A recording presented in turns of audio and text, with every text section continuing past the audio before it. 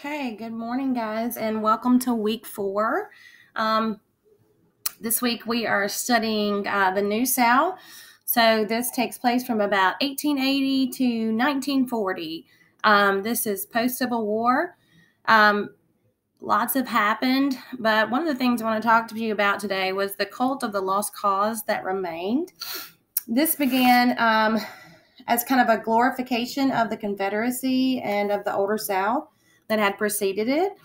The cult existed in all parts of the South and in the time was characterized by monuments of the Confederate dead, the fervent devotion of the United Daughters of the Confederacy, and frequent reunions and parades of Confederate veterans. The seeds of that cult had been sown even as guns fell silent, but it had been given impetus by what was, from Southern point of view, a harsh plan of Reconstruction imposed on the South from about 1867 to 1877. So by 1877, whites had regained control in all the states of the former Confederacy. And by the early 1880s, the federal government was as well as the people of the North seemed to be content to let the white South return to its old ways, including the formal, basically racial status quo.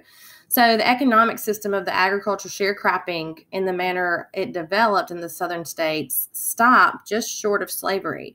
And in 1880s and 1890s, following a brief postbellum period in which freedom could vote, a freedman could vote and hold office in most parts of the South, approach to political and legal, if not social or economical equality, there was sort of a dark age of segregation that fully descended on the South. So just because the war was over didn't mean that everything was equal for blacks, and most definitely segregation still remained.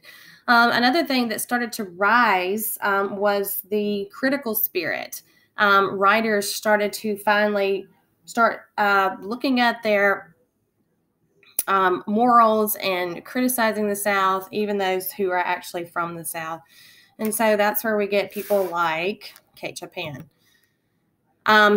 She wrote a scandalous novel called The Awakening. It was very progressive for her time.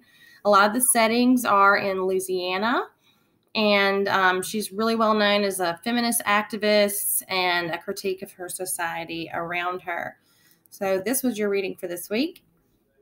She wrote this story to show detrimental effects of racism. Race is more important than family in this situation. I don't want to give all of it away in case you haven't read it, but there is a sense of irony as a form of critique or as a critic. This was actually published in Vogue, the magazine we know today, which is kind of interesting. You're going to see major themes of childhood innocence, a sense of uncertainty, motherhood, and of course, racism. So please make sure that you complete the group activity for this assignment. Okay, so I'm just going to kind of review today a little bit what's happened with Huckleberry Finn up to the point of where you're supposed to read by Friday. So Huck is an orphan at the beginning and the exposition. That means something that is leading up or introducing the story, finding out who the characters are, the setting, etc. So he's an orphan living with Miss Watson. He's extremely bored, cannot stand to be there. And suddenly his dad shows up and wants Huck and all of his money. One of the major conflicts is Huck is forced to live like a prisoner with his drunk father. He fakes his death to escape, as we've talked about. And after that, Huck is left to survive on his own.